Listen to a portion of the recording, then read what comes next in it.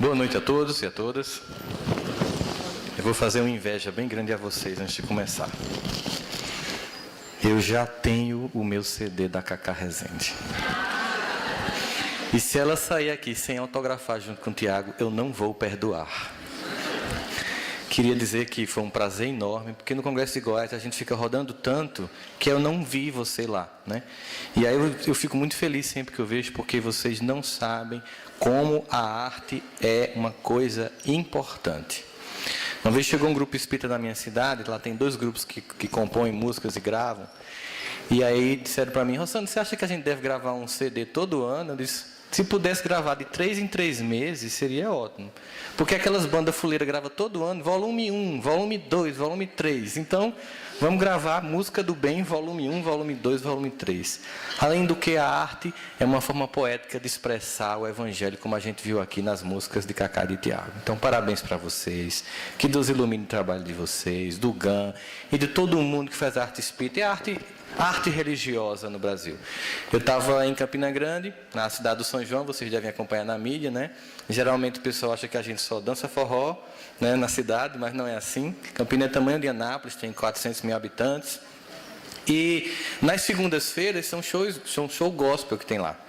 E segunda-feira passada tinha 250 mil pessoas para ver Fábio de Melo no pátio lá de São João. Então, é interessante a gente ver o poder. Os shows religiosos atraíram mais gente do que os shows das bandas nacionalmente conhecidas. Isso é muito bom. Isso é uma coisa interessante. É o poder da arte para o bem.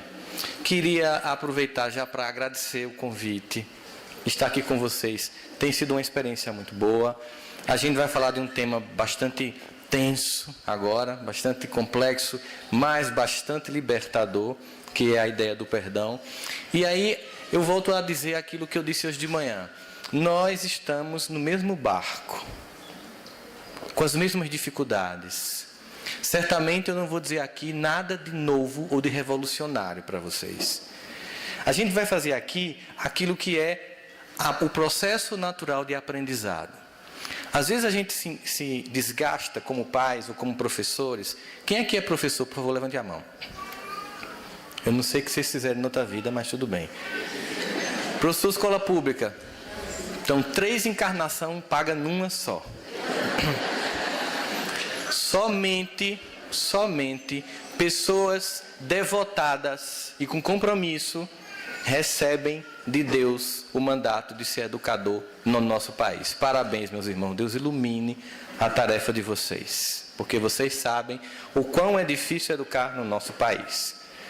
E a gente fica sempre se perguntando, os pais me perguntam isso, Rosane, é aquela coisa de eu tenho que repetir. Quando a gente pega um avião, acontece uma cena muito clássica. A aeromoça faz o seguinte: senhores passageiros, enquanto o avião está taxiando, preste atenção às normas de segurança. Em caso de uma inesperada despressurização da cabine, máscaras cairão. No voo da TAM é melhor, porque no voo da TAM tem um videozinho. E quando a máscara cai, o pai, a mãe e o menino ri, como se fosse uma coisa bem legal. Cai a máscara, eles pegam rindo, como se no momento desse a gente estivesse rindo.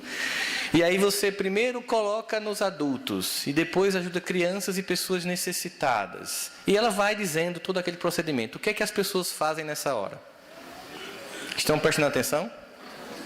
Elas estão, em média, com o smartphone ainda ligado, apesar de ser dito que já tinham que ter desligado todos os equipamentos eletrônicos. Elas estão lendo a revista de bordo ou já estão dormindo, ou em pânico. Ou tirando foto, porque é o primeiro voo. Tirando foto, isso é interessante. Tira foto da asa do avião quando vai subindo e tal. Então, o que acontece? Por que se repete? Porque a memória, ela é criada com um processo contínuo de repetição. Se repete tanto aquela mensagem para quando ocorrer uma inesperada despressurização, e ela acontece, você consiga lembrar daquilo que foi repetido muito e agir, mesmo em pânico, seguindo uma norma de procedimento. As pessoas fazem o quê?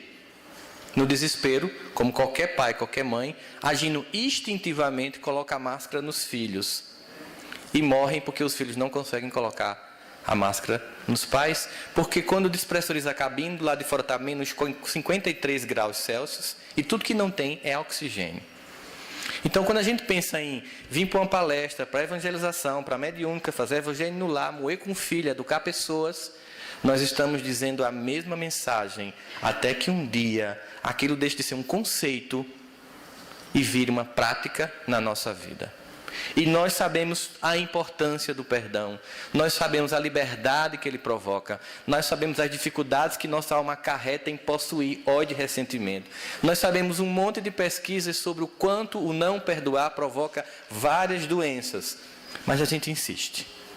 Então vamos tentar entender um pouquinho por que a gente insiste, por que da dificuldade e como é que a gente consegue esse processo. Vocês já passaram por uma cena assim, imagine que você está pegando um ônibus para ir para Goiânia ou para Brasília, e você está todo arrumadinho de manhã, você vai trabalhar, tem um evento lá, e de repente no ônibus alguém vomita em você. É uma cena agradável. E aí a pessoa vomita em você, você estava com um tupperwarezinho, porque você ia trazer umas cocadas da casa da sua tia. Que não era de piqui, era uma cocada de coco, de leite. Desculpa. E aí você foi com aquela tupperwarezinha e na hora, a única coisa que você tinha, que você imaginou que pudesse diminuir o estrago feito por aquela criatura, foi limpar o vômito e pôr na tupperware. Fazendo assim. E aí você chegou em casa, na casa da sua tia, e disse assim: a senhora não sabe o que foi me acontecer. Vê o que a pessoa fez. Joga a tupperware para ela dar uma cheirada. Dia do evangelho, a tupperware está em casa. E você lembra: aquela peste me cheirou no ônibus. Réveillon, final de ano, avaliação sobre tudo o que aconteceu. Aí você começa a pensar tudo de bom, tudo de ruim, aquela contabilidade bem infantil. Aí abre a tupperware só para lembrar. Ó. E aquela mulher me vomitou naquele dia. Essa história para vocês parece ridícula? Que você cheire um vômito de 6 meses depois. Não é uma coisa estranha. Psicólogo é bicho doido, né? Pois ressentimento é isso. É um fato que aconteceu há 1 ano, 10 anos, 20 anos. E que você de vez em quando dá uma cheiradinha para lembrar que alguém lhe humilhou, que alguém lhe agrediu, que alguém não manifestou aquilo que você imaginava de afeto que ela tinha de manifestar, e você guarda para ficar tendo uma justificativa para manter o ressentimento. Quando a gente pensa em terapêutica do perdão, a gente pensa que eu posso criar condições de que o perdão provoque em mim um estado de melhora, porque terapia significa provocar um estado de cura, de libertação de um agente patológico. Então, se a gente está dizendo que o título da palestra é terapêutica do perdão, nós estamos dizendo que o não perdoar é uma doença que precisa ser tratada através de uma terapêutica. Uma terapêutica que ela é propugnada por grandes manifestantes da luz no mundo, entre os quais aqueles que nos tocam particularmente o coração, que é Jesus. Que não trabalha a ideia de perdão como a ideia do idiota. Esqueça o que aconteceu. Porque se você estiver esquecendo o que fizeram com você, Alzheimer, o alemão, está se aproximando da sua vida. Diga a ele que ele suba, que este corpo ainda não lhe pertence.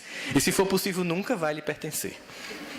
A gente vai trabalhar o que não é perdoar no final de hoje. Porque a gente sabe muito o que é perdoar. Eu queria que a gente se concentrasse também no que não é perdoar. Então vamos tentar entender como essa dinâmica ocorre. As pessoas se relacionam umas com as outras com nossas fragilidades. Nós temos fragilidades e limitações. Os nossos pais, alvo de muito ressentimento de muitas pessoas, nos deram aquilo que eles podiam no contexto particular das emoções que eles tinham. E muitas vezes, na mesma família, que tem, por exemplo, um pai alcoólatra, você tem 2 filhos que simplesmente não tem nenhum problema e um que fica traumatizado. A situação é a mesma, a condição é a mesma, mas um se toca e outro não. De onde a gente conclui hoje, nas pesquisas todas sobre conduta humana, comportamento e ressentimento, que o ressentimento não vem do evento provocado por alguém. O ressentimento vem da forma como eu recebo esse evento provocado por alguém. Não é o que fazem comigo que provoca a dor, é a minha reação ao evento de dor. A gente poderia dizer que se aplica aí a teoria do 10-90. Vocês conhecem a teoria do 10-90? Ela diz o seguinte, que 10% das coisas que acontecem com a gente, simplesmente elas acontecem e nós não temos como prever. Mas o problema não é o que acontece com a gente, é a nossa reação depois que aquilo acontece. Vamos pegar uma pequena historiazinha para a gente ilustrar a teoria do 10-90. Você se arrumou de manhã, tem uma filha adolescente. O adolescente ele começa a crescer fisicamente mais rápido do que o cérebro dá conta. Então, por exemplo, às vezes a mão dele pegava o café aqui, só que o braço cresceu. E ele faz um movimento brusco e derruba o café. Então você está lá todo arrumadinho e sua filha derruba o café em você de manhã. Alguém controla esse evento? Foi feito de propósito? Tinha como finalidade perturbar o seu cotidiano, transformar o seu amanhecer numa tragédia cafeína? Não. Mas a partir dali vai se estabelecer como essa criatura vai reagir a esse evento. E aí ele pode fazer assim, se é idiota, é burra, não viu não. Olha a desproporcionalidade da reação diante do evento. A mãe, naturalmente, vendo e percebendo que está desproporcional, vai entrar em defesa da filha. E você que está já com o ego sequestrado, irritado, e a galerinha do outro lado, comemorando que está criando caos na sua casa de manhã cedo, você faz, a culpa é sua que não educa essa menina. Você já magoou uma outra pessoa por causa de um copo de café que caiu na sua blusa. E na sequência você sai, levanta, vai para o quarto, troca de camisa, o que poderia simplesmente ter sido feito e pronto. E você entra no carro para deixar a esposa no trabalho e a filha no colégio. Em que clima está esse carro? A menina atrás, sem poder chorar para não levar mais grito. A esposa olhando para a rua, para não olhar para a tua cara. Em nenhum momento ela faz assim. Elas descem sem falar com você. Não é verdade? Você passa o dia no trabalho irritado, briga com as pessoas. Se alguém fizer uma piada, você pensa que foi com você, porque você já está paranoico. Tudo é contra o seu ego infantil. O mundo gira em torno de você. Você chega em casa, a menina está trancada e a esposa finge que dorme para não olhar para sua cara ainda. Porque ela está cantando a música de Cacá e respirando. Para ver se de manhã, quando acordar, ela consegue. E tudo por quê? Porque uma xícara de café caiu na sua blusa. Às vezes quando a gente vai escutar uma história de eu não perdoo, aí você pergunta, por quê? A pessoa nem sabe mais o que aconteceu, gente. Ela simplesmente cristalizou o comportamento de ressentimento, fica retroalimentando e ela nem lembra por que ela não perdoou mais. Mas ela está presa lá. Existem algumas vantagens em não perdoar, vocês sabiam disso? Existem vantagens. Existe uma coisa que, durante as pesquisas de Freud, ele chama de ganho secundário da doença. Vocês vão entender o que é isso. Você se arruma com sua esposa para sair e sua filhinha você vai deixar na casa da sogra ou da mãe ou com uma babá.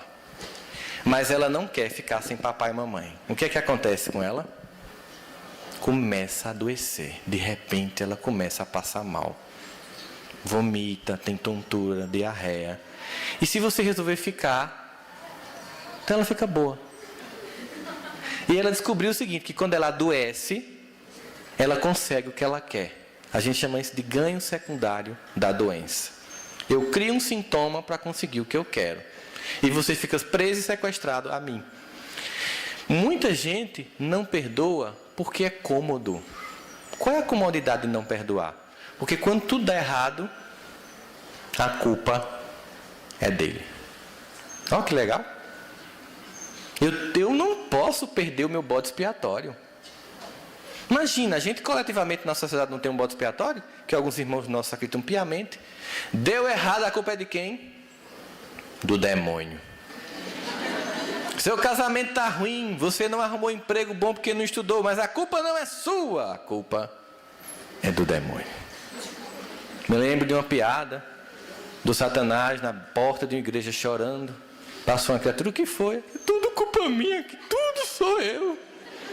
Veja, a ideia de que tem alguém para ocupar é muito cômodo, mas não me faz avançar, porque eu não me responsabilizo sobre minhas próprias ações. Eu não dou conta de perceber que eu tenho uma cota de participação nos eventos. Então você imagina o cara assim, meu pai não me amou, por isso eu não amo, por isso eu sou um cara assim, eu bebo. Já imaginou, gente, se tudo que você fizer for justificado pelo que o outro não deu para você? Você cria uma sequência de culpados e não avança, e não assume responsabilidade sobre sua vida. Para você não gostar de alguém, porque o que é não perdoar? Eu não vou com tua cara. Para eu não ir com a cara de alguém, eu tenho que criar alguns critérios, vocês não acham? Eu tenho que ter um critériozinho. Se você colocar uma tabelazinha na sua casa hoje, eu não gosto de Pedro por quê? Aí você vai ver que você tem uma tabela de justificativas pessoais, que são conceitos que você criou de Pedro, da relação com Pedro, que vai justificando porque que você não gosta dele. Então você tem um conjunto de normas pessoais que você criou para manter o ressentimento. Às vezes Pedro não fez nada com você. Às vezes Pedro simplesmente teve o azar de ser uma pessoa brilhante e você ter raiva disso. Chegou uma vez para mim, uma paciente, e entrou na sessão assim: eu odeio aquela nojenta. Nojenta é entendido aqui, né? Odeio aquela nojenta. Aí sentou. Eu fiz, qual? Porque ela tinha uma lista de nojentas impressionante. Qual? Não, essa você não conhece. Eu imaginei, é uma nova, porque ela tem uma produção de nojentas incrível. Aí eu disse, quem é? Uma colega minha de faculdade. É uma nojenta. Foi o que ela te fez? Porque, olha só, tem que ter um porquê, né? Eu não tenho que criar uma justificativa para mim odiar alguém, eu tenho que criar um motivo. Você não sabe o que é que ela faz. Você acredita que toda vez no seminário ela tira 10? A gente está fazendo seminário de clínica médica e ela tira 10. De cirurgia e a nojenta tira 10. Olha o que é um ego infantil. Ela achava que a menina fazia de propósito, para provocar aquele criatura que é o centro do universo. Ela. Estou lá e ela de propósito tira 10 na minha frente. Aí eu pensei, é a hora da terapia do choque, né? Porque numa hora dessa você não tem muito o que falar, a não ser chocar a alma diante do evento. Aí eu fiz, ela não era da Paraíba, ela era da região sudeste. E eu fiz assim, não sabia lá que há 6 meses com você, eu já não tinha dado conta desse seu comportamento. Ela, qual? Que você é burra. Ela olhou para mim, cara, fez assim, como assim tá me chamando de burra? Burra. E como a gente diz aqui na Paraíba, burra com força, com vontade, desejo de ser burra. Ela fez, cara, eu tô te pagando, eu disse para dizer a verdade, por isso é burra. Porque assim, se você quiser pagar alguém para não contar a verdade, aí é mais burra ainda. Você vai perder dinheiro. Agora entenda, você não é burra. Eu vou refazer, você está sendo burra, porque é uma condição temporária que você pode mudar. Mas como assim? Primeiro, criatura, você acha que ela tira 10 para lhe provocar? Ela parou assim e pensou, ela tira 10 porque ela é capaz. Sabe o que você está sentindo aí? Ela o que é? Inveja, meu amor. Caim matou Abel por isso. Os irmãos de José venderam ele no Egito por isso. E desde que o mundo é mundo, esse é um sentimento básico da alma humana em processo evolutivo. Eu não disse processo evolutivo que é muito espírita, né? Eu disse da alma humana. E o que é que eu faço? Olha, quando alguém faz uma coisa melhor do que você, lhe cabe a humildade de perceber, não sentir o ego afetado, sentir felicidade pela capacidade do outro e aprender com ele. A pessoa é brilhante? Que legal, eu vou usufruir do brilho que ela tem, vou aprender com ela. Então você vai fazer uma troca de sentimentos. Porque para poder eu desconstruir o ressentimento, eu tenho que ressignificar os sentimentos. Ela fez como? Você vai trocar o seu sentimento infantil de inveja por um sentimento mais maduro de cobiça. Vamos entender inveja, por que ela é infantil? Você tem um filho de 1 ano e um filho de 2 anos. Aí o filho de 2 anos está fazendo aniversário. Você compra presente só para ele? Chega com presente só para o filho de 1 ano com 2 olhando para ver o que acontece? Você leva para os 2. Por que você leva para os 2? Porque aquela criança de 1 ano ela é egocêntrica. O que é egocentrismo? É uma condição psicológica que eu estou centrado no meu ego e não consigo sair dele. Vocês vão entender isso agora. Brincadeira de criança. Você chega assim e faz, papai está aqui, cadê papai? Aí o guri fica procurando papai, aí ele vê o papai voltou. Para ele, por que ele não consegue saber que você está atrás da mesa? Porque ele é tão egocêntrico que ele não se desloca do ego dele para se colocar no lugar que você saiu e você voltou. Para ele aquilo é mágica. Se você fizer isso para um guri de 5 anos, ele fazer chelé, Zé. Porque ele já consegue se deslocar do ego dele para perceber que você está ali atrás. Ele não é idiota. Não vai achar que isso é o Mr. M, não. Mas uma criança, não. Então, ela tem esse sentimento infantil. Mas quando você tem um filho de 9 um de 10, você dá no aniversário de 10 anos um brinquedo e não dá o de 9. Mas o que é que o de 9 diz? No meu eu quero um igual a esse. Houve uma mudança? Qual foi a mudança? Ou seja, ele conseguiu resistir à ansiedade de esperar no tempo o momento dele. Ele entendeu que ele não tem que ter raiva do irmão porque o irmão está tendo. Mas ele quer ter um igual ao do irmão. Ele passou de um sentimento infantil de inveja para um sentimento mais maduro de cobiça. Então a gente poderia conceituar que a inveja é querer que o outro não tenha.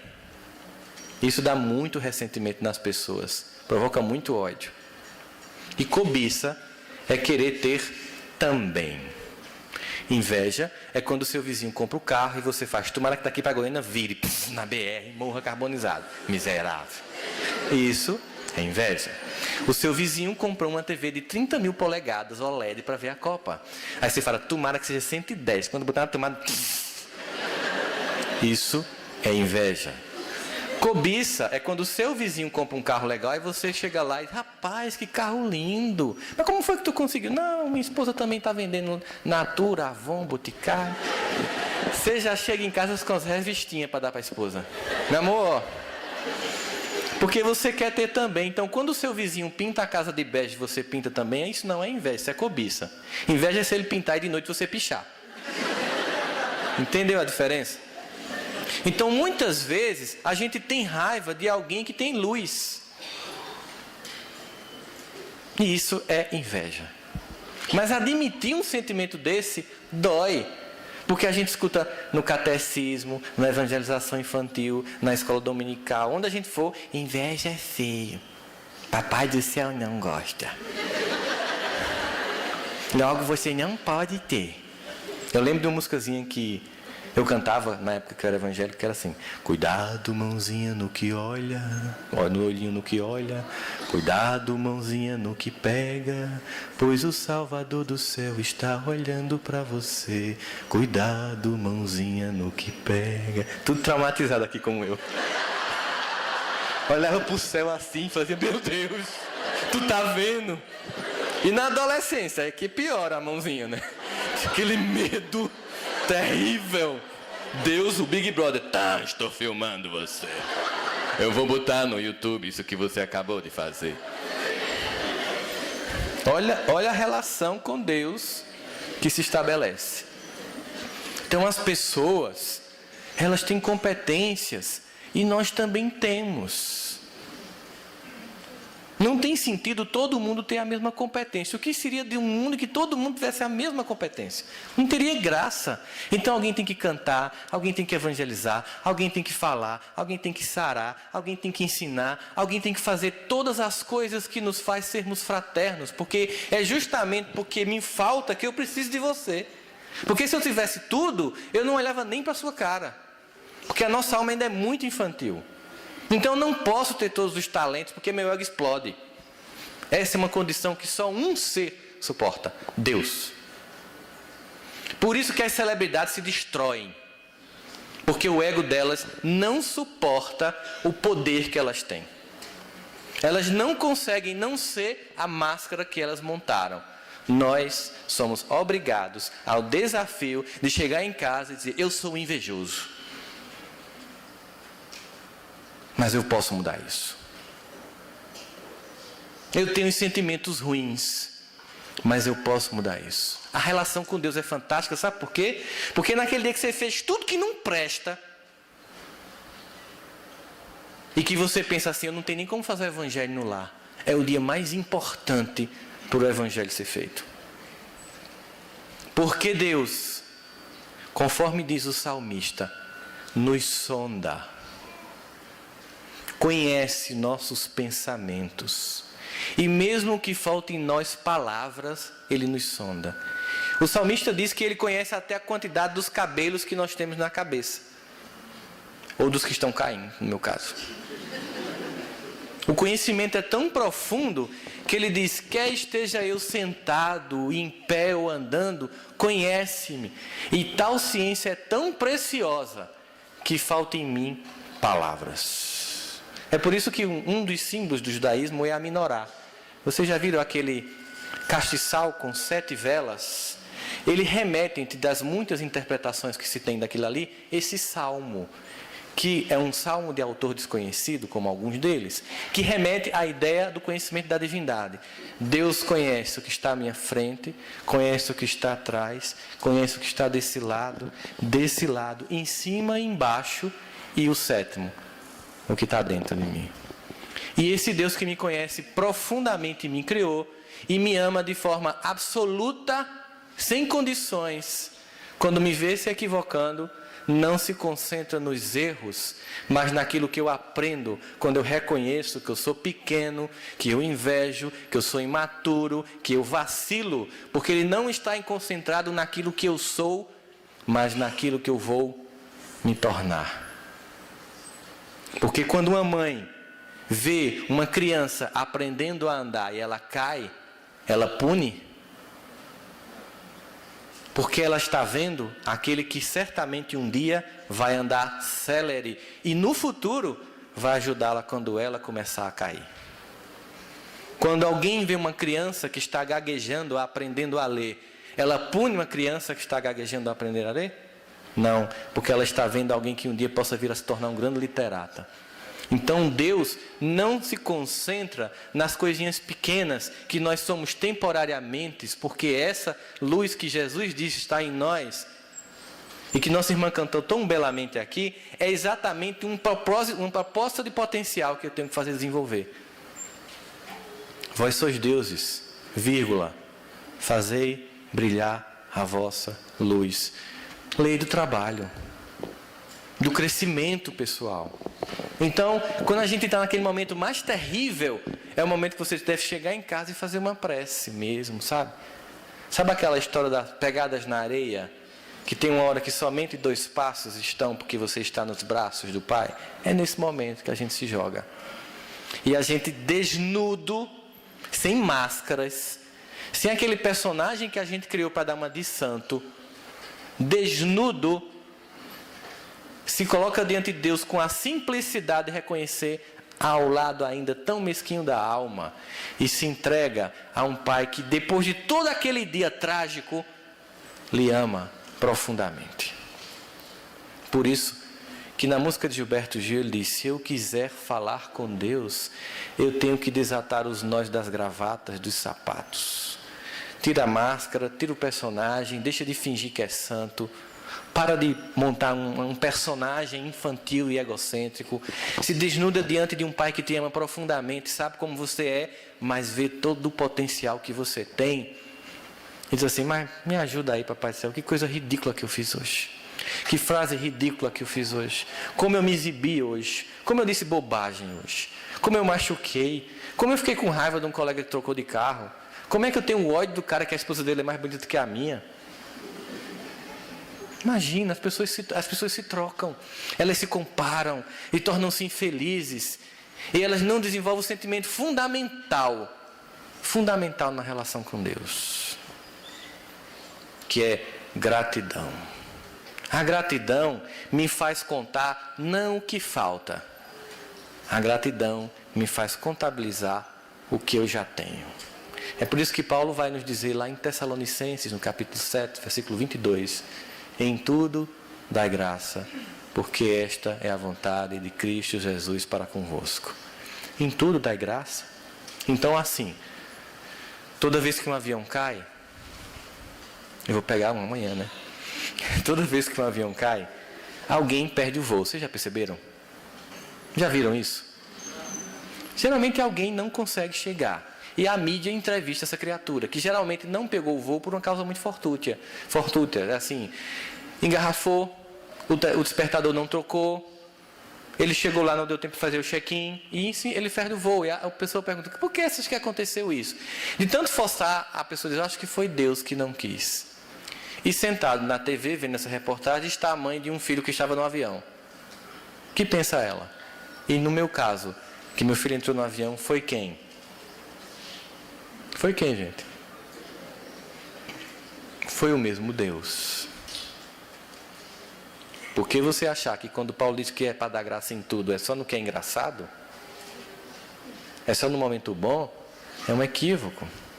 Primeiro que para Deus não houve nenhuma tragédia, uma pessoa estar no avião e voltar para o plano espiritual. Para Ele é filhos retornando para casa.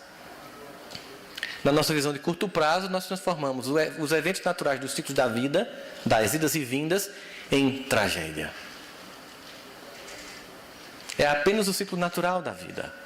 O reencontro é certo, por maior que seja a dor da separação, por maior que seja a dor da separação de alguém que a gente ama, ela nunca se compara à certeza e à alegria do reencontro que teremos com essa pessoa.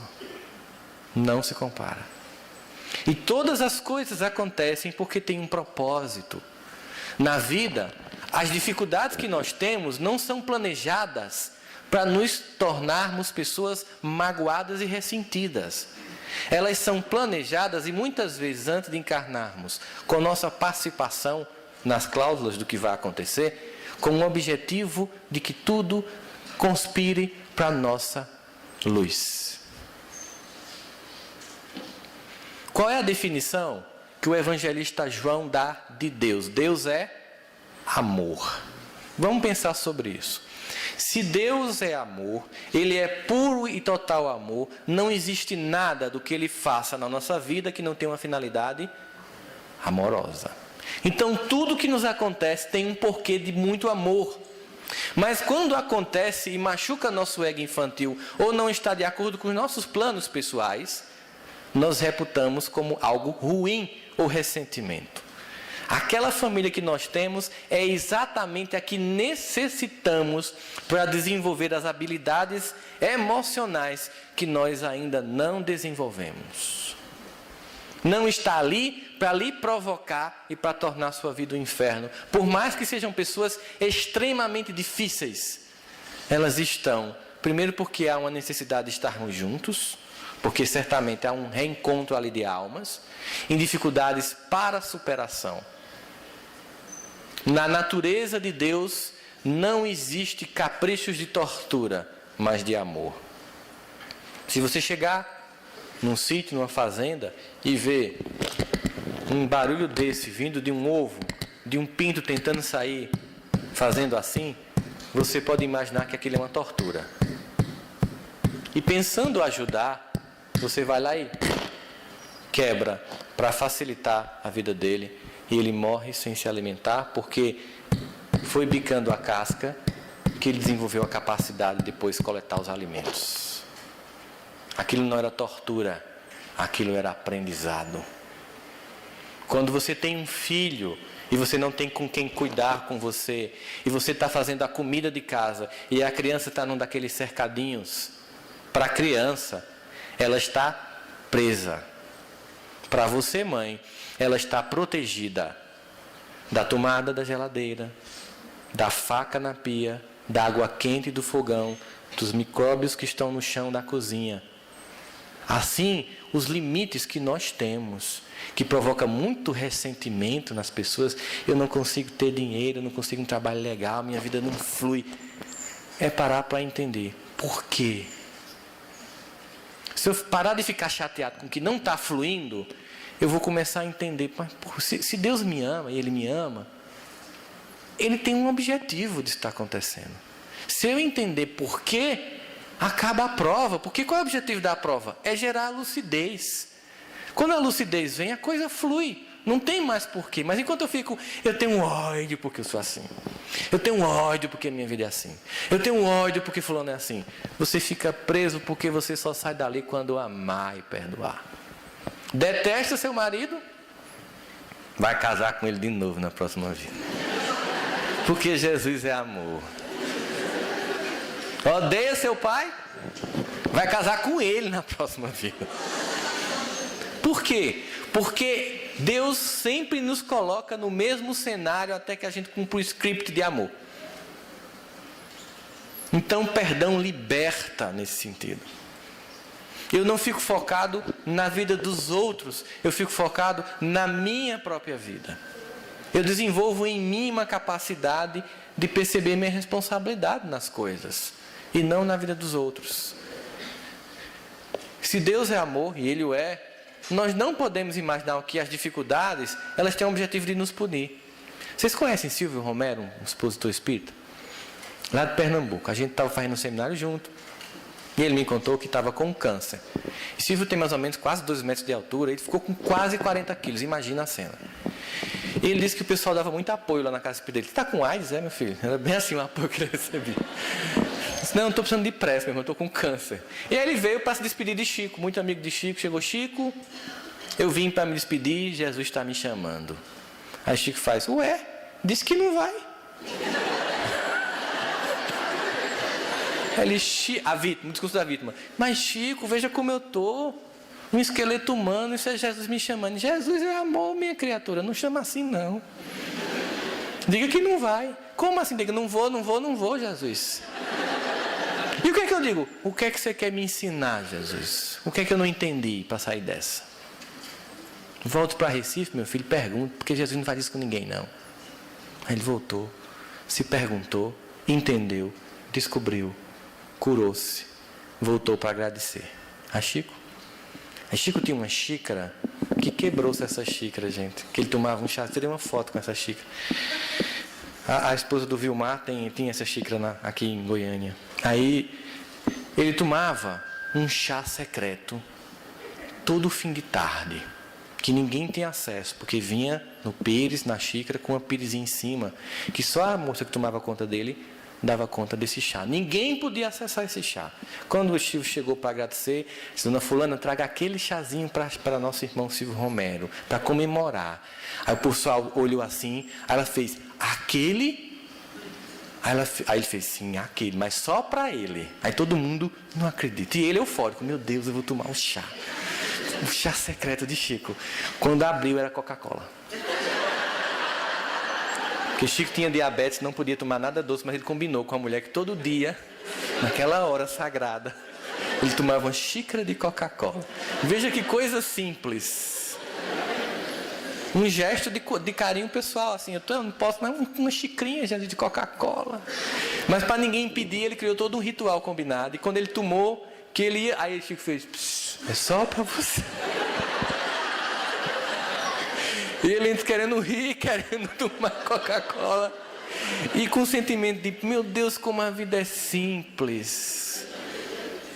Esse homem que vive se doando à humanidade, você fica feliz porque está tomando um copinho de um xicrinho de Coca-Cola. E eu vim aqui para agradecer porque ele me disse uma coisa que eu já sabia, que Deus é amor e jamais me faria morrer daquele jeito.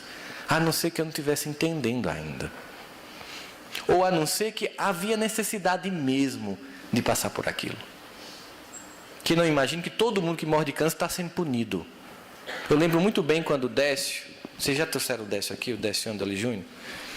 Aí ele disse, Rossandro, o Décio é médico, um amigo, a gente faz palestra muito juntos. O pessoal não coloca a gente no mesmo hotel mais, porque a gente não dorme conversando. Terrível, com a bacada de barraco no outro dia. Aí ele disse, quando eu ia para a UTI cuidar de pacientes em coma, eu sempre olhava com muita pena. Até que um dia eu disse, não, só um espírito muito forte pede uma prova dessa. Momento de pausa, de reflexão muito severo. Um pós-AVC, por exemplo. Né? E a gente começa a olhar que as dificuldades são obras de amor de Deus. E entre as dificuldades, existem as pessoas que tornam nossas vidas, às vezes, difíceis. E elas estão ali para nos fazer desenvolver virtudes que só vão ser desenvolvidas quando forem provocadas. Por exemplo, paciência. Você sabe quando a gente cria um grupo de estudo espírita, tem uma pessoa que discorda de tudo? Tudo que você quer que ela não esteja mais no grupo, né? Ai do grupo que não tiver alguém que fique discordando, porque ele se aliena. Essa pessoa tem como objetivo trabalhar sua tolerância à discordância, trabalhar sua paciência a uma pessoa que tudo quer falar, e ela muitas vezes é taxada de incompetente ou de pessoa que está criando problema e você nem escuta quando ela está dizendo uma coisa correta. Porque a doutrina espírita provoca a reflexão para que a gente entenda a verdade de forma transparente. Por isso, às vezes a gente faz algumas leituras e você veja o trabalho que o Severino Celestino e que o Haroldo Dutra tem feito no Brasil, das traduções dos evangelhos, de eventos assim que a gente começa a perceber a falta de sentido. Como eu anunciei hoje de manhã, pedindo a permissão a Ivana, o professor Severino Celestino vai estar no Congresso de Goiás em 2015, junto com o Haroldo, e vocês vão ter a oportunidade de conhecê-lo. Ele fez uma tradução do Pai Nosso, mostrando os equívocos que há no Pai Nosso. Teológicos, por exemplo. Pai Nosso, que estais... Deus não é onipresente? Por que Ele está no céu? Se Ele está em toda parte. Santificado seja o vosso nome. Quem somos nós para dar condição de santidade a Deus e dizer que Ele é santificado? Então a tradução é Pai dos céus. Ou seja, Ele está em toda parte, mas Ele é dos céus. Santo é o vosso nome. Ou seja, eu não estou dizendo que ele é santificado, eu estou constatando a condição de santidade dele. Mas a frase mais inconveniente é aquela: perdoai as nossas ofensas, assim como nós perdoamos. Tem gente que ora assim, né? Assim como nós perdoamos a quem nos tem ofendido. Não é inconveniente essa prece feita desse jeito? Aí você vai para a tradução, aí está lá: a reciprocidade.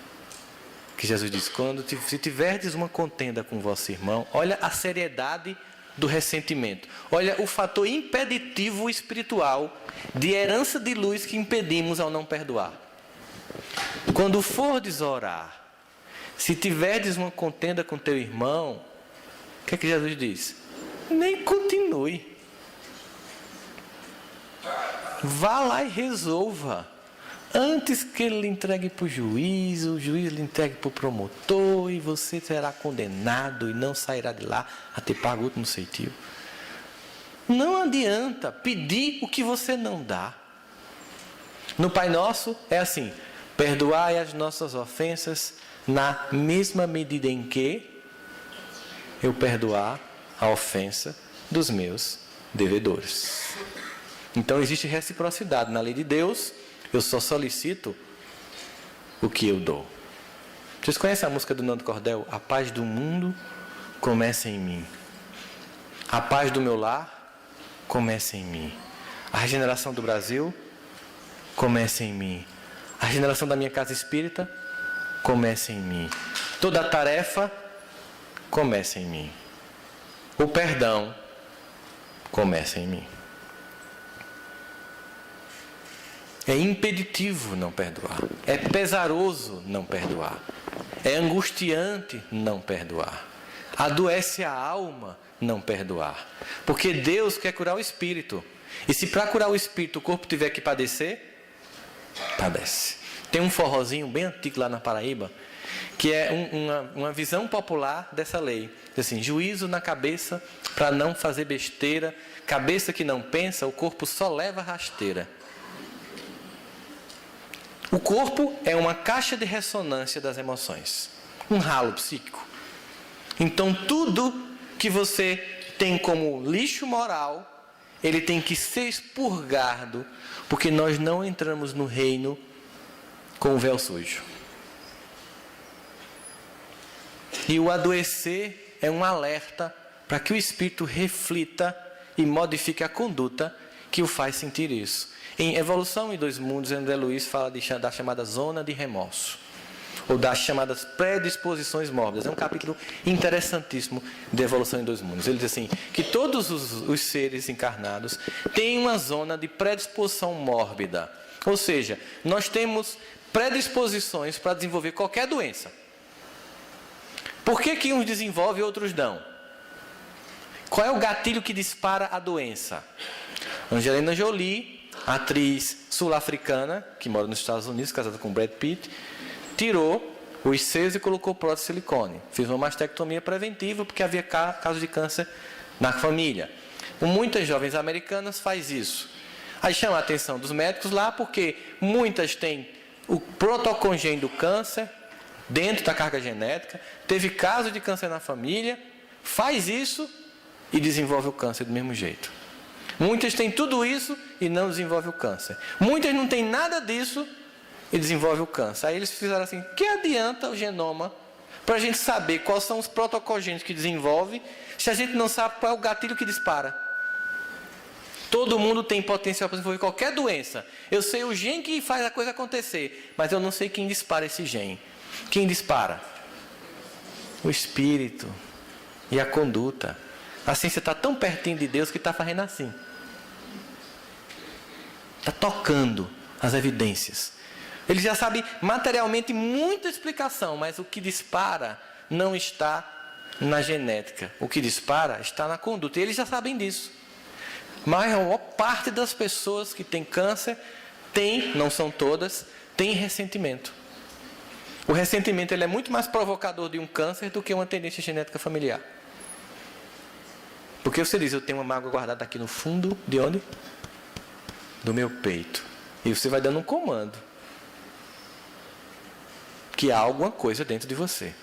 E o pior do ressentimento é que vocês estão vendo que é sentir de novo. Ressentimento é uma palavra que significa sentir novamente. E quando a gente lembra do que aconteceu, dói do mesmo jeito. Porque a mente ela tem essa sensação de que a ficção e o real é a mesma coisa. Vocês viram o que aconteceu hoje de manhã aqui, na madrugada, na comemoração do Jogo do Brasil, aqui em Anápolis? Não viram não? Souberam não? Teve um caso de uma jovem que estava passando numa das ruas do centro. Quando ela foi entrando na esquina, tinha um pessoal comemorando. Aí tinha uma viela, ela resolveu entrar, não sei se foi para urinar alguma coisa. Quando ela foi entrando... Perceberam o drama? Eu sempre faço essa pegadinha, todo mundo cai aqui. A jovem está bem, não aconteceu nada. Eu acabei de inventar isso. Por que eu fiz isso? Qual foi o objetivo de fazer isso? Mostrar para vocês que a nossa mente, ela pega uma história, aumenta, cria e sente como sendo verdade. Logo quando eu estou em casa, sentado, 10 anos depois, pensando, aquela pessoa fez isso comigo, tudo volta de novo para a mente. E eu passo a sofrer tudo de novo. E a pessoa, bem tranquila, nem lembra de você. Eu fiz o que é tu, que é pior ainda, né? Quando a pessoa vem assim, eu nunca fiz nada contra você. Aí o ódio aumenta. Porque você fica com duas sensações, que a pessoa é cínica, porque quem faz não lembra. Quem lembra é quem foi a vítima. Você lembra que está devendo? O cartão não esquece. Não é assim? Ele chega e ainda propõe um parcelamento. Ó, se quiser parcelar, mas pague. Então, óbvio que tem esse sentimento da gente, de quando eu lembro, volta tudo. Quando eu lembro do que uma pessoa me fez, volta tudo. Então, na contabilidade de um fim de ano, acabei o namoro, ano trágico. Como assim? Não, foi um ano em que uma relação se esgotou, deu tudo o que podia dar, e eu aprendi a nunca mais me envolver com uma peste dessa. Então, é um ano venturoso, de aprendizado. E você reputa e contabiliza como problema, como uma coisa ruim. E não foi. Algo mágico aconteceu. Eu aprendi mais uma forma de se relacionar com as pessoas. Eu vivenciei mais uma experiência com as pessoas. Eu estou construindo uma vida nova com as pessoas. Agora a gente sabe muito isso. Como eu disse para vocês no início. Não estou dizendo nada de novo. Muito que eu estou dizendo aqui vocês já sabem. Vamos falar um pouquinho aqui, para a gente encerrar, sobre o que não é perdoar. Que às vezes a gente fica meio preocupado, achando que não perdoou, porque a gente está acreditando em algumas coisas sobre o que não é perdoar. Perdoar não é esquecer. Esquecimento no Evangelho não é do evento, é da dor que o evento provocou. Entende a diferença? Eu não vou esquecer do evento, mas eu não vou ficar preso à dor que o evento me provocou. E eu vou, inclusive, que é quando você atinge o status de perdão, de aprendizado e o sentimento de gratidão, é quando você dá um novo significado àquela cena, que a gente chama isso de ressignificação temática da cena afetiva. Aquilo que naquele momento pareceu ser dor, eu comecei a entender como amor. Vamos dar um exemplo. Você se planeja, aos 16 anos, para esperar seus pais dormir, e pegar a chave do carro do pai. Na pontinha do pé. Você quando vai pegando na chave... Epa! Calma, gente! estão muito assustados. Quando você vai pegando na chave, seu pai está lá na sala. Ei, pai, você... Aí começa a briga. Vai pegar essa chave por quê? E você tinha planejado pegar a namorada, pegar os amigos, te achar o cara na balada de Anápolis, né? Nós já tínhamos planejado até ir para Goiânia. Estava já tudo no plano. Não vai, aí o menino fica irritado e não sei o que, aquela confusão todinha. E o que ele faz, o adolescente, numa época dessa? Eu odeio o senhor. E agora você não vai nem sair de casa, não vai para canto nenhum, nem de táxi, nem de jeito nenhum, vai ficar aqui. Diga para o seu namorado que você não vai mais não. Ele vai bater a porta, pá! No outro dia não fala com você, está chateado. Manda um WhatsApp para a namorada. Faz um selfie da tristeza, manda para ela. Né? Olha como eu estou, meu amor. Que eles têm essa possibilidade agora, né? Fica lá conversando. E se o pai também tiver confiscado, porque eu confiscaria no caso desse celular, né? Aí, 20 anos se passaram. 20 anos. Esse jovem de 16 está com 36. Ele casou com essa namorada que um dia ele tentou sair aos 16 anos, burlando a lei. E o pai não deixou. Ele está com o pai assistindo o jogo do Brasil. E começa a lembrar dos acontecimentos da adolescência. E conta sorrindo: pai, o senhor lembra daquele dia que eu ia tentando pegar a chave do carro? Ele esqueceu? Dói? Não só não dói, ele entendeu que aquilo era amor. Aquilo que provocou um bater de porta, eu odeio você, virou muito obrigado por você se responsabilizar sobre minha vida e me amar, me dando o juízo que naquela época faltava. Só que tem coisas que são que magoam tanto, que a gente só vai entender que é amor lá na frente. Porque necessariamente não é a pessoa que fez aquilo que está me amando, mas é o Deus que ama aquela pessoa que fez aquilo comigo e que permitiu, que me ama incessantemente, que permitiu que aquilo acontecesse, para que um dia, quando eu tivesse maturidade, eu entendesse como um gesto de profundo amor. Tudo é amor. Lembra da música do Gun? Até mesmo a dor. Tudo faz crescer, moldar a nossa luz. Tudo é amor. Do mesmo jeito que esse jovem consegue olhar para a cena 20 anos antes e perceber que ali havia amor, alguma dor constrangedora que está na sua vida agora, tenha certeza, é Deus operando em amor. Eu digo sempre que todos os dias Deus sabota os nossos planos de sermos infelizes. A gente faz tudo para a vida dar errado e Deus, em amor, sabotando para que tudo dê certo.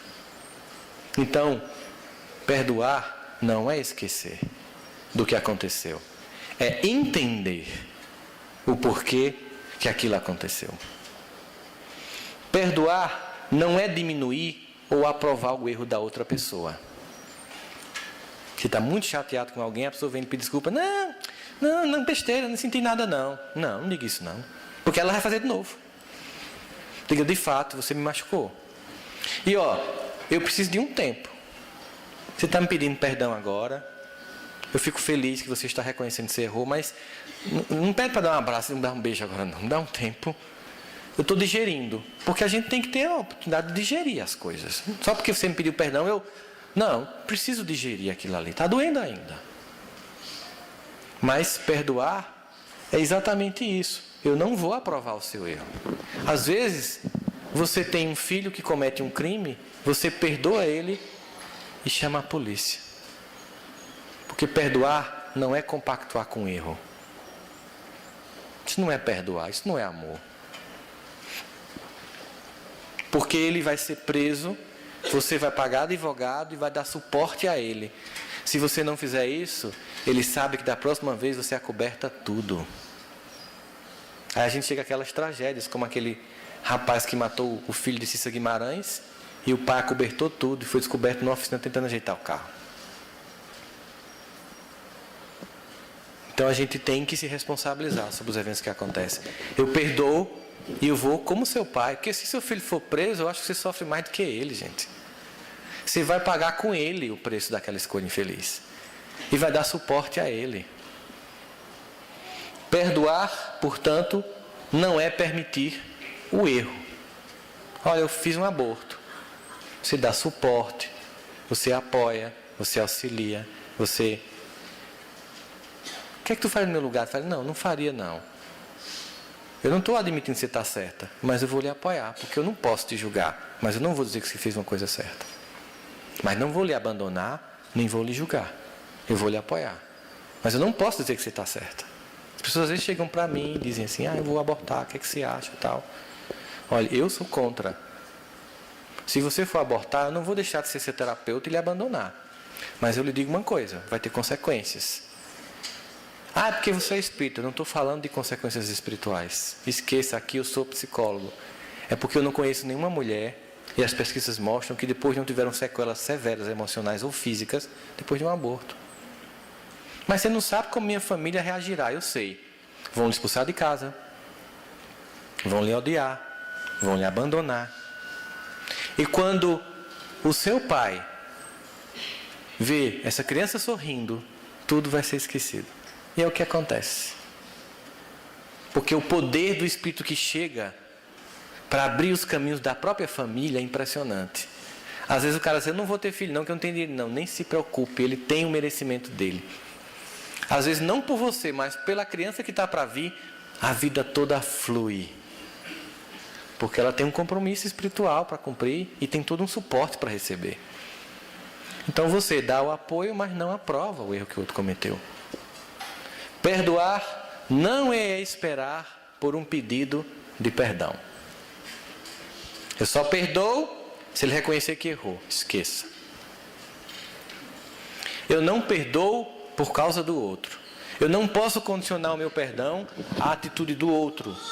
Eu perdoo porque eu preciso me libertar de um sentimento que me constrange. Se o outro vai me perdoar, numa cena em que os dois se equivocaram, é uma decisão que cabe a esse outro.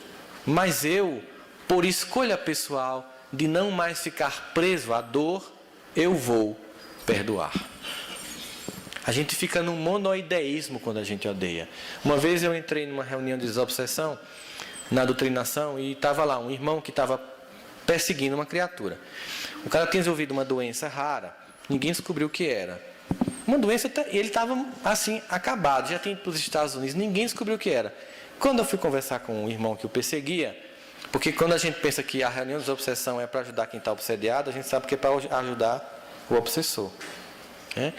Ele disse, esse homem invadiu a minha fazenda numa guerra, entrou com os soldados sob seu comando, estuprou e matou na minha frente minhas 4 filhas e a minha esposa. E só depois ele me matou. Ele fez passar por toda essa tortura. E agora que eu encontrei ele, eu não vou desistir de destruí-lo. Veja que discurso, gente. Veja que discurso de ódio. E vocês estão tratando ela aqui como vítima. Estão pensando que o obsessor é tipo um cãozinho.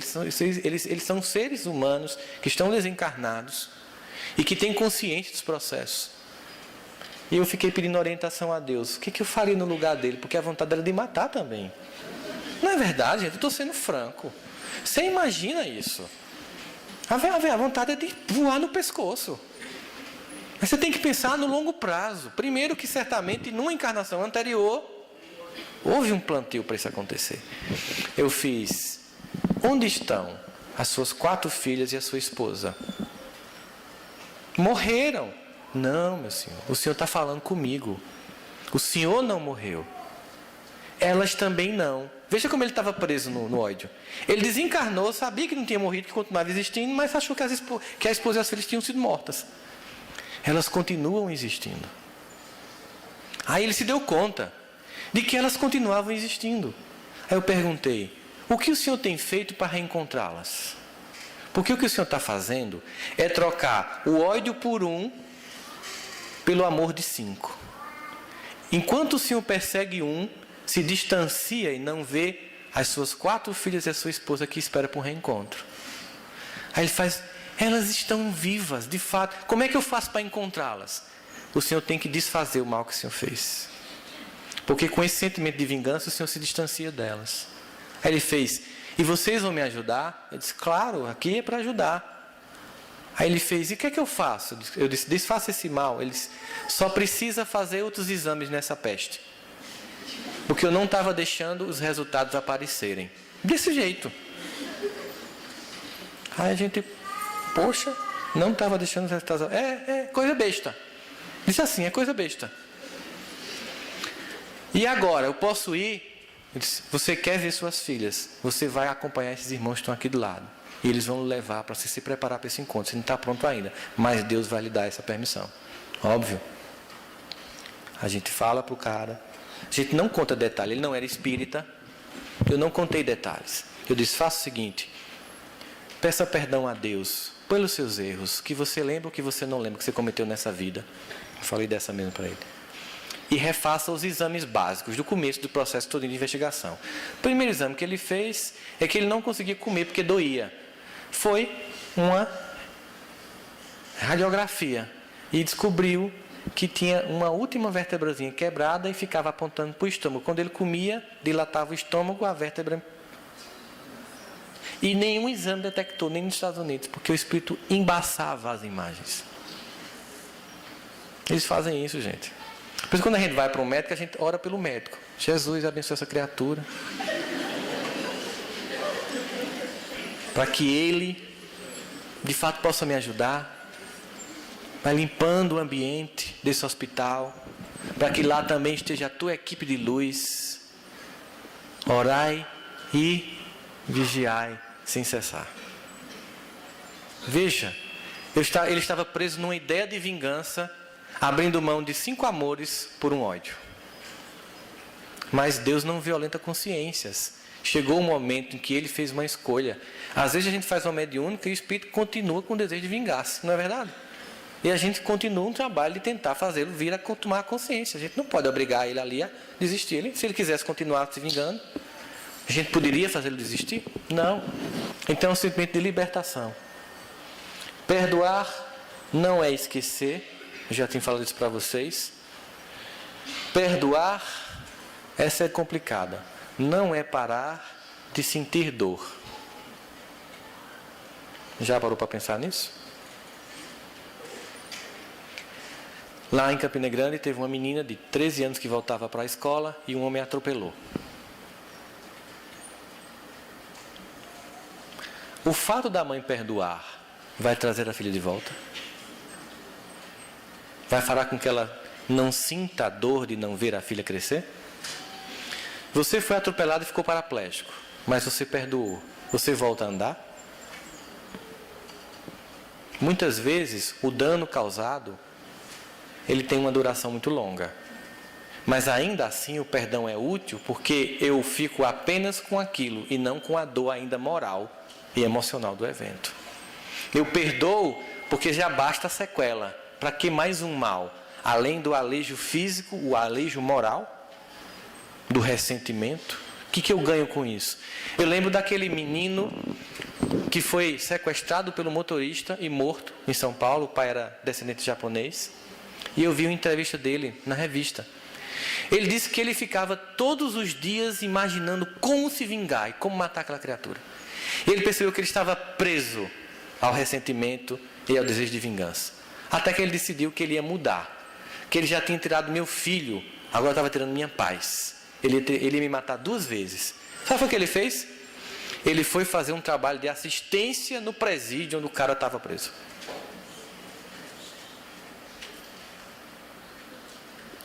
Agora, imagina a cena, gente. Você fazer um negócio desse. E ele disse que, chegando lá, o cara obviamente não olhava para ele, mas ele conseguiu perdoar mesmo. Depois de um tempo, a esposa engravidou. 2 anos depois, ele estava com uma menininha no shopping.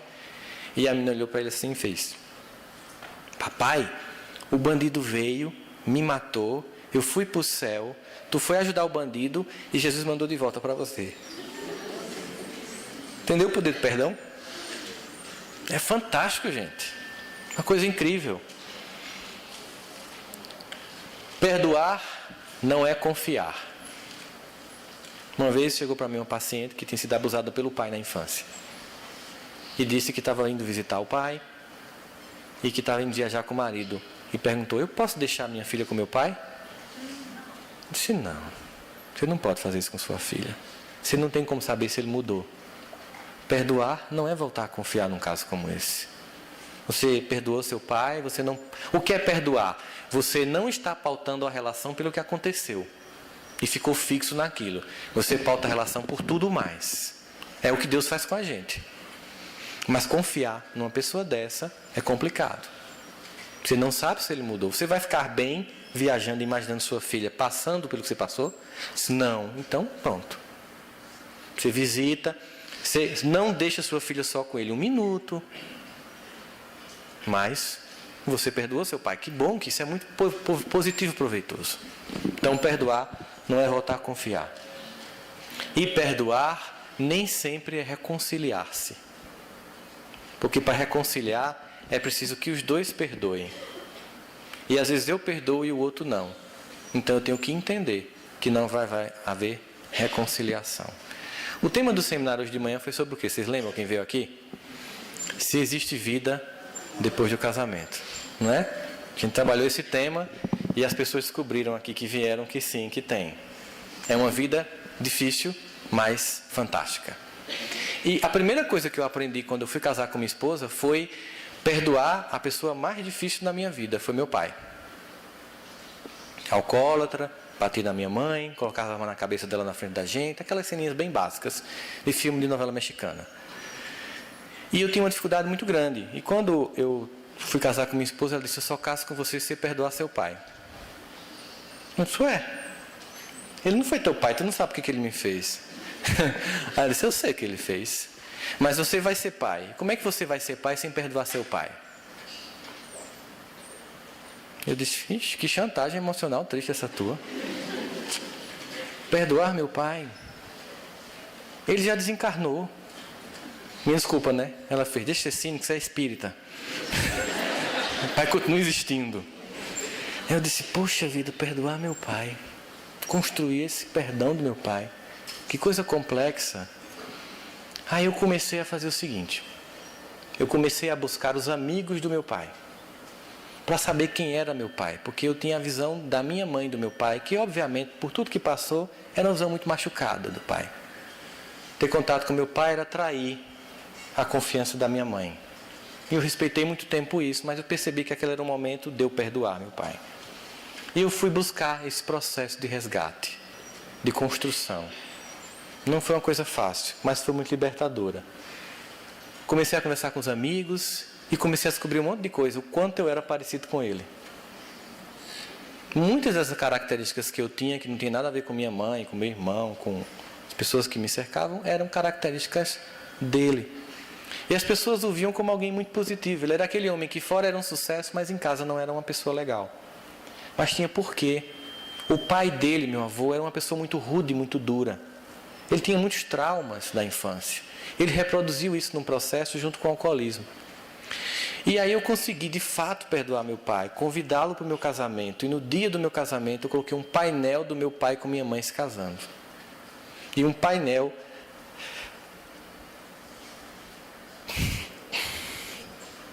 da mãe da minha esposa com o pai dela, que também tinha falecido de câncer, se casando.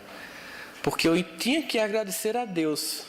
Porque para estar aqui, ele se comprometeu de me receber. Pode ser que ele não tenha dado assim a melhor recepção. Ele deu aquele pôde. Eu não tenho como julgar. No Evangelho segundo o Espiritismo, no capítulo que fala sobre honrar o vosso pai e a vossa mãe, diz que é verdade que alguns pais não cumprem os deveres, mas ainda assim nos cabe honrar e perdoar. E vocês não têm noção de como minha vida mudou radicalmente, gente. Minha vida se dividiu antes e depois do casamento e do perdão. Porque eu vivia preso a um ressentimento. Hoje eu conto essa história não para falar de um pai que faliu, mas de um homem que tentou o que podia e que me permitiu reencarnar, e que eu tenho profunda gratidão e que sei que um dia Deus vai permitir nos reencontrarmos para a gente fazer melhor. Mas desde já ele sabe que ele está liberto de um filho que vivia ressentido e que hoje é agradecido, porque no final das contas eu vi amor o tempo todo. Porque esse meu pai, que não funcionava pelos limites dele, foi substituído por meu avô. E meu avô, é o cara. Deus amava tanto que ele diz, olha, não funcionou, mas eu vou te dar esse avô aqui, que você vai ver como é que funciona esse avô. Um dia eu lembro chegando de um sítio e eu com 12 anos, meu avô trouxe um monte de fruta e tinha um monte de gente na frente da casa, que tinha uma família muito necessitada, e meu avô foi levar 90% das frutas lá. E eu revoltado, o senhor vai levar tudo para eles nem foram para o sítio. Disse, meu filho, você nem come tudo isso. E aprenda uma coisa, meu filho. Quem não vive para servir, não serve para viver. E meu avô foi substituindo aquele pai. E eu vivia reclamando porque não tinha um pai e eu já tinha. Eu vivia reclamando do que faltava e não agradecia o que eu tinha. Quando eu comecei a ter a dimensão do que era aquilo, eu disse, poxa vida, amor.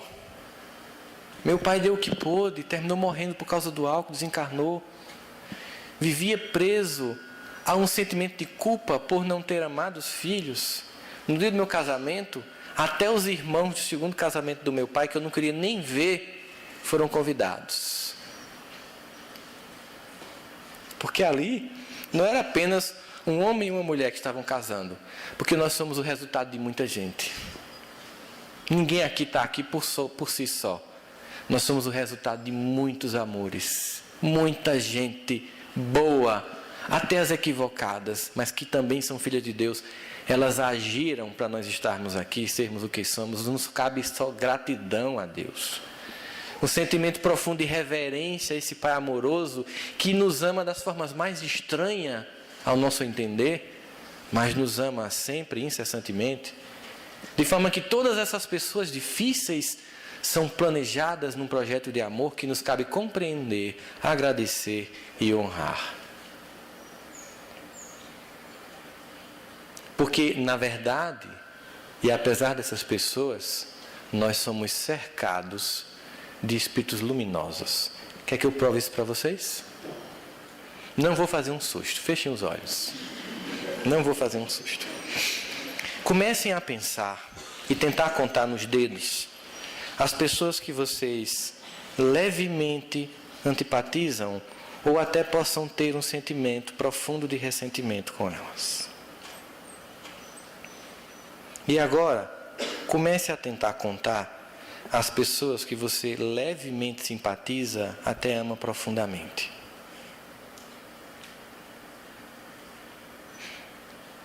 Dá para contar o segundo grupo? Se tem tanta gente boa ao nosso lado, por que a gente dá ibope a quem não está funcionando? Veja quantos anjos. Veja quanto amor. Veja quanta presença. Sem contar o anônimo atuar dos espíritos luminares, que sem dizer nem o nome, estão conosco desde o dia que a gente nasceu encarnados aqui na Terra, nos ajudando. Tanta luz, tanto amor, tanta doação, tanto Deus, e eu preso feito uma criança, num ressentimento tolo. Nós somos convidados para um banquete da regeneração. Somos os trabalhadores da última hora. Recebemos o prêmio de conhecer uma doutrina consoladora, iluminativa, transformadora. Não é hora de estar preso aos sentimentos infantis, porque Deus está nos convocando para uma batalha de luz. E é preciso de homens e mulheres prontos, e não de almas penosas e caídas. É preciso pessoas que acreditem em si, que saibam que são capazes, que são luzes, que são venturosas, que são iluminadas, que são perfeitas porque Deus nos criou com essa perfectibilidade. Que não fica se achando menor, com autoestima baixa, reclamando da vida, milindrando no centro. Pessoas que estão prontas para servir, porque lá fora o mundo vive a maior transformação da história humana e a dor campeia almas inteiras de coletividades. Enquanto estamos aqui ouvindo falar de perdão, irmãos nossos morrem hoje à noite usando drogas. Milhares de almas desencarnam diariamente neste planeta em que as pessoas esperam que ondas gigantes abalem a Terra, e as ondas estão passando, porque é uma transição moral, não é só geológica. Ficar preso a sentimentos pequenos é não estar disposto ao serviço no bem. Se aliste, porque o bem há de imperar. Não há uma outra forma. Eu coloquei uma música de Renato Russo na abertura na palestra que eu fiz no Congresso de Goiás, que é Perfeição, em que ele detecta todas as tragédias que há no mundo e no final conclui: mas venha, porque o meu coração está em festa, porque quando a esperança está dispersa, chega de maldade e de ilusão. Venha, o amor tem sempre a porta aberta, e vem chegando a primavera.